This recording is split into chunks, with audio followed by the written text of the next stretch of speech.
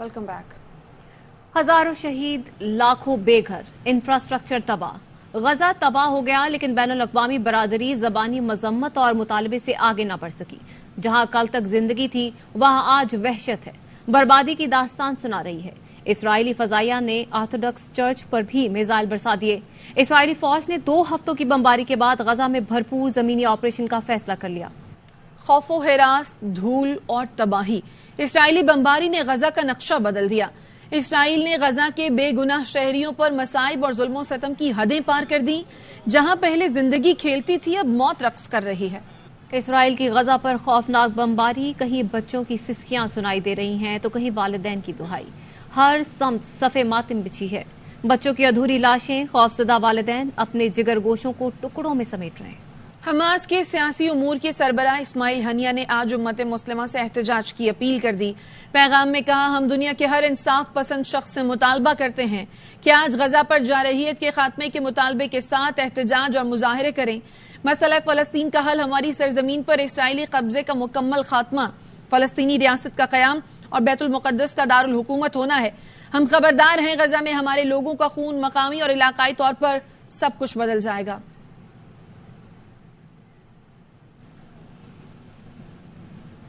अमरीकी सदर Joe Biden ने इसराइल और यूक्रेन को अपनी अपनी जंगों में कामयाबी को अमरीका की कौमी सलामती के लिए अहम करार दे दिया।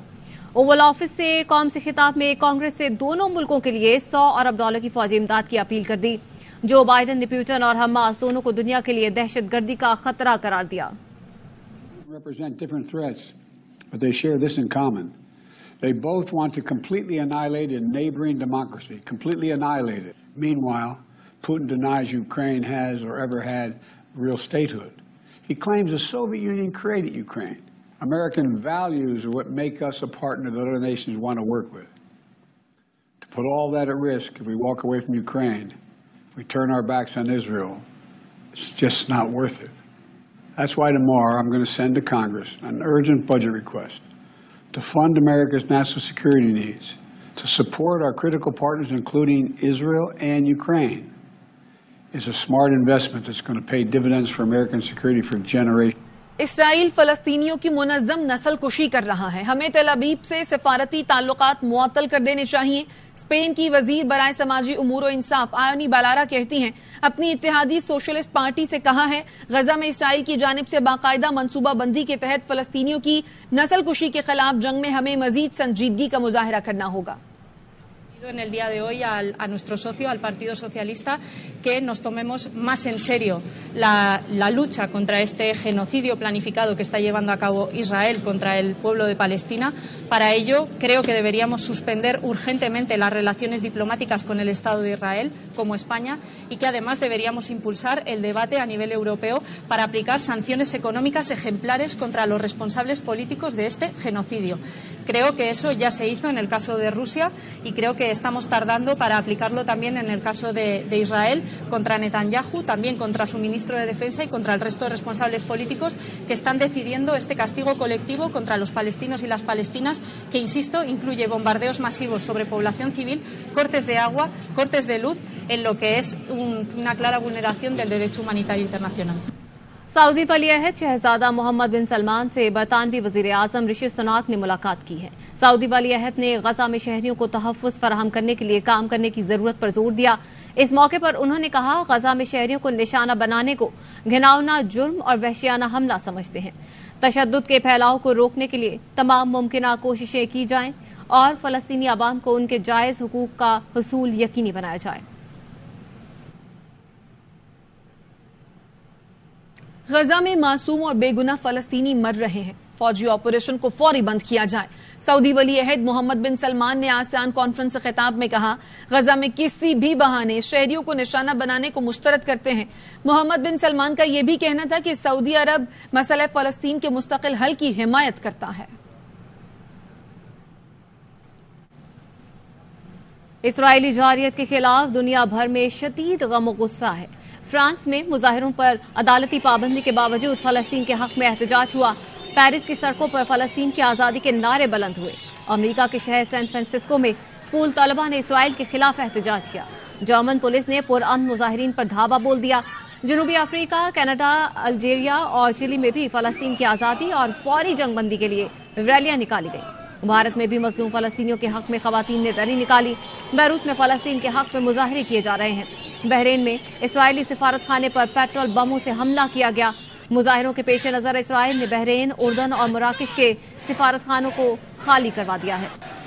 آسٹریلین انٹیلیجنس چیف کی ہردیپ سنگھ کے قتل میں راک کے ملوث ہونے کی تصدیق۔ Australian intelligence chief mic bridges کا اے بی سی نیوز پر تہلکہ خیز انٹرویو۔ کہتے ہیں کینیڈا کی جانب سے لگائے گئے الزامات درست ہیں۔ کینیڈین حکومت نے تصدیق کے بعد بھارت کو قتل کا ذمہ دار ٹھہرایا۔ کینیڈین شہری کے قتل پر بھارت کینیڈا تنازع کی وجہ نہیں بنتی۔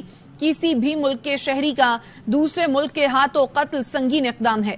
آسٹریلیا میں موجود سکھ شہریوں کو مکمل تحفظ فراہم کریں گے۔ حال ہی میں فائیو آئیز کے نمائندگان کی ملاقات میں بھی مائک برجس کی جانب سے کینیڈین موقف کی تائید کی گئی۔ نیو یارک ٹائمز کے مطابق امریکی انٹیلیجنس کی فراہم کردہ معلومات کے مطابق مودی سرکار سکھ رہنما کے قتل میں ملوث ہے۔ معروف بھارتی تجزیہ نگار اویناش پلیوال کی جانب سے بھی مائک برجس کے بیان کی تائید کی گئی۔ کینیڈا اور بھارت کے درمیان سفارتی کشیدگی شدت اختیار کر گئی۔ کینیڈا نے بھارت سے 62 میں سے 41 سفارتی اہلکاروں کو واپس بلانے کا اعلان کر دیا۔ کینیڈین وزیر خارجہ کا کہنا ہے بھارتی حکام کو کینیڈین سفارتکاروں اور ان کے اہل خانہ کو آگاہ کر دیا گیا ہے۔ 21 سفارتی اہلکار بھارت میں موجود ہیں، وہ کام کرتے رہیں گے۔ بھارت نے کینیڈا کے سفارتکاروں کو واپس بلانے کا مطالبہ کیا تھا اور ان کا سفارتی استثنا ختم کرنے کی دھمکی دی تھی۔ واپس آئیں گے اس بریک کے بعد، ہمارے ساتھ رہیے۔ Welcome back. سپریم کورٹ میں 90 روز میں انتخابات کرانے اور فوجی عدالتوں میں سویلینز کے ٹرائل کے کیسز سماعت کے لیے مقرر کر دیے گئے۔ سپریم کورٹ کی جانب سے جاری کردہ کاز لسٹ کے مطابق 90 روز میں انتخابات کرانے کے کیس کی سماعت 23 اکتوبر کو چیف جسٹس قاضی فائز عیسیٰ، جسٹس امین الدین خان اور جسٹس اطہر من اللہ کریں گے۔ کاز لسٹ کے مطابق فوجی عدالتوں میں سویلین کے ٹرائل کے کیس کی سماعت بھی 23 اکتوبر کو ہوگی۔ جسٹس اعجاز الاحسن، جسٹس منیب اختر، جسٹس یحییٰ آفریدی، جسٹس مظاہر علی اکبر نقوی اور جسٹس عائشہ ملک کیس کی سماعت کریں گے۔ چیف جسٹس قاضی فائز عیسیٰ کی زیر صدارت 3 رکنی کمیٹی کا اجلاس۔ ذرائع کے مطابق کمیٹی نے آرٹیکل 184(3) کے مقدمات کی فہرست تیار کرنے کا حکم دیا ہے۔ رجسٹرار سپریم کورٹ کو مقدمات کی فہرست پیش کرنے کا بھی حکم دیا، جبکہ کمیٹی نے رجسٹرار کو آئینی تشریح کے مقدمات کی فہرست بھی دینے کا حکم دیا ہے۔ آئینی مقدمات پر سماعت کے لیے 5 رکنی لارجر بینچ تشکیل دیے جائیں گے۔ کمیٹی کے اجلاس میں جسٹس سردار طارق اور جسٹس اعجاز الاحسن نے شرکت کی۔ مسلم لیگ نون کے قائد نواز شریف دبئی میں اسحاق ڈار کے بیٹے علی ڈار کے گھر مقیم ہیں۔ وہ گزشتہ روز سعودی عرب سے دبئی پہنچے۔ حسین نواز اور حسنین ڈار بھی ان کے ساتھ ہیں۔ علی ڈار کے گھر ان کا استقبال کیا گیا۔ نواز شریف کی آج اہم ملاقاتیں متوقع ہیں۔ ذرائع کے مطابق نواز شریف کل دبئی سے پاکستان کے لیے روانہ ہوں گے۔ سابق وزیر اعظم خصوصی طیارے سے پاکستان پہنچیں گے۔ نون لیگ کے رہنما خواجہ آصف کہتے ہیں پیپلز پارٹی آج ہم پر الزام لگا رہی ہے کہ یہ فکس میچ ہے۔ کیا پیپلز پارٹی کو پہلے نہیں پتا تھا کہ یہ میچ فکس ہے؟ 14 ماہ ہمارے ساتھ رہے، کیا ان کو میچ فکس کا نہیں پتا تھا؟ پیپلز پارٹی ہمارے اوپر یہ الزام لگا رہی ہے تو پیپلز پارٹی کو اس طرح کوئی میرا مطلب بچے تو نہیں ہے نا، 14 مہینے ہمارے ساتھ گزارے ہوئے 2 مہینے ہو گئے، ان 2 مہینے میں ان کو پتا لگا ہے کہ ہم دیر از اے فکس میچ، ان کو پہلے نہیں پتا تھا when they were our partners۔ اور پیپلز پارٹی کے رہنما فیصل کریم کنڈی بولے خواجہ آصف نے اعتراف کر لیا کہ میچ فکسڈ ہے، اس بار کوئی فکس میچ نہیں مانے گا۔ جو قانون نواز شریف کے لیے وہ قانون ہر ایک کے لیے ہونا چاہیے۔ نگراں حکومت نواز شریف کو ریاستی استقبال دے رہی ہے۔ بات ہے کہ خواجہ صاحب نے تو یہ مان لیا کہ انہوں نے میچ فکس کیا ہوا ہے اور وہ سلیکٹ ہو کر آ رہے ہیں۔ ہم تو نہیں کہہ رہے تھے کہ میچ فکس ہے یا سلیکٹ ہو کر آ رہے ہیں، تو آج تو انہوں نے خود مان لیا کہ ہم نے میچ فکس کیا تھا اور فکس کیا ہوا ہے اور ہم سلیکٹ ہو کر آ رہے ہیں اور یہ چیزیں آ رہی ہیں۔ لیکن آپ کو میں بتا دوں کہ اس دفعہ اگر کوئی سلیکٹ ہو کر آئے گا تو وہ بہت دیر نہیں چلے گا۔ پاکستان کی جو یوتھ ہے اس وقت 65% ابو آپ کا ووٹر جو ہے وہ نوجوان یوتھ ہے، وہ سلیکشن قبول نہیں کرے گا، وہ الیکشن قبول کرے گا۔ مریم نواز کہتی تھی لیول پلئنگ فیلڈ ہوگی تو نواز شریف آئیں گے۔ انہوں نے تو یہ تک پیش گوئی کر دی تھی کہ نواز شریف کی ضمانت ہو جائے گی، وہ جیل نہیں جائیں گے۔ نواز شریف کی گرفتاری کے بعد سے مریم نواز کا رویہ سخت اور دھمکی آمیز رہا۔ نواز شریف کل مینار پاکستان پر جلسے سے خطاب کریں گے. تیاریاں حتمی مراحل میں داخل ہو گئی ہیں. اسٹیج تعمیر ہو چکا, کرسیاں لگائی جا رہی ہیں. مزید بتا رہے ہیں ہمارے نمائندے الماس احمد. پاکستان مسلم لیگ نون کے قائد میاں نواز شریف کل وطن واپس آ رہے ہیں 4 سال بعد, اور آتے ہی ان کا جو پروگرام مرتب کیا گیا ہے وہ لاہور میں مینار پاکستان کے سائے تلے ایک جلسہ عام سے خطاب کریں گے, جس کے لیے جلسے کی تیاریاں حتمی مراحل میں ہے. یہاں پر سٹیج ابھی تک مکمل ہو چکا ہے, اور سٹیج بہت خوبصورتی سے نواز شریف کی دیو قامت تصاویر سے سجایا گیا ہے. ٹھیکیدار ہے اس کے مطابق تقریباً 40,000 کرسیاں ابھی تک یہاں پر پہنچ چکی ہیں. جو مسلم لیگ نون کلیم کر رہی ہیں, ان کا تو یہ کہنا ہے کہ 10 لاکھ سے لوگ یہاں پر موجود ہوں گے, اور ایس ایم ڈی سکرینز بھی متعدد یہاں پہ میدان میں لگائی گئی ہیں. اور کل رات تقریباً 9 بجے میاں نواز شریف قوم سے خطاب کریں گے. جی, نون لیگ کے جلسے کے لیے سرکاری وسائل کے مبینہ استعمال کا انکشاف ہوا ہے. Motor vehicle examiner D C office اہلکار کی بسیں بک کرنے کی مبینہ ویڈیو سامنے آ گئی. ضلع سے 27 بسیں مینار پاکستان جائیں گی. ڈسٹرکٹ گورنمنٹ پیسے کیوں پورے کرے گی؟ ڈسٹرکٹ گورنمنٹ نہیں کرنے, وہ آپ دے رہے ہیں, سی سی گورنمنٹ کرنے. ਤੁਹਾਨੂੰ ਇੰਸਟਰਕਸ਼ਨ ਪੰਜਾਬ ਗਵਰਨਮੈਂਟ ਦੀ ਤਰਫੋਂ ਜਾਂ ਡਿਸਟ੍ਰਿਕਟ ਗਵਰਨਮੈਂਟ ਦੀ ਤਰਫੋਂ ਹੈ? ਸਾਨੂੰ ਡੀਸੀ ਨੇ ਸੈਕਟਰੀ ਟਰਾਂਸਪੋਰਟ ਨੇ ਸੈਕਟਰੀ ਟਰਾਂਸਪੋਰਟ ਨੇ ਕਿਹਾ, ਸਮਝੋ ਪੰਜਾਬ ਗਵਰਨਮੈਂਟ ਨੇ ਕਿਹਾ. ਤੁਸੀਂ ਇਹ ਦੇਖ ਲਓ 4 ਵਜੇ ਅਸੀਂ ਘਰ ਜਾਣਾ ਹੁੰਦਾ ਹੈ, ਉਹ ਆਮ ਰੁਟੀਨ ਹੈ ਸਾਨੂੰ 4 ਵਜੇ ਨਹੀਂ ਜਾਣ ਦੀ, رات ਦੇ 10 ਵੱਜ ਜਾਂਦੇ ਨੇ. ਅੱਜ ਕੱਲ ਤੇ ਉਹਦੀਆਂ ਗੱਡੀਆਂ ਨੇ. نگراں وزیر اعظم انوار الحق کاکڑ کہتے ہیں پاک چین تعلقات بالکل منفرد ہیں. دونوں ملکوں نے سی پیک کے تحت اقتصادی شراکت داری پر خصوصی توجہ دی. پاکستان معصوم فلسطینیوں کے خلاف وحشیانہ کارروائی روکنے کے لیے اپنا کردار ادا کرتا رہے گا. Pakistan relationship is unique. Our two countries have now placed special focus on our economic partnership manifested in CPEC. CPEC projects have not only stimulated economic growth, but have also improved the lives and livelihood of our citizens. My visit signifies our commitment to promoting connectivity, not just in terms of infrastructure, but also in terms of human connections. Our land border at Khunjarab Sust would be converted into an all-weather border. We would like to upgrade the customs and other logistic services to facilitate trade and movement of people.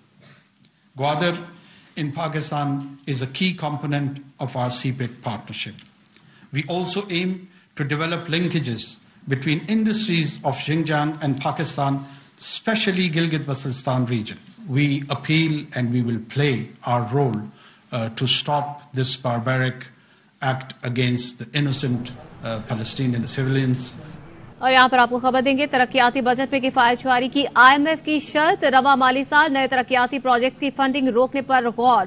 نگراں حکومت نئے ترقیاتی projects کا اعلان نہ کرے. IMF کی جانب سے یہ مطالبہ کیا گیا ہے. مزید کہا گیا ہے کہ صرف پہلے سے جاری ترقیاتی پروجیکٹس کے لیے فنڈز مختص کیے جائیں.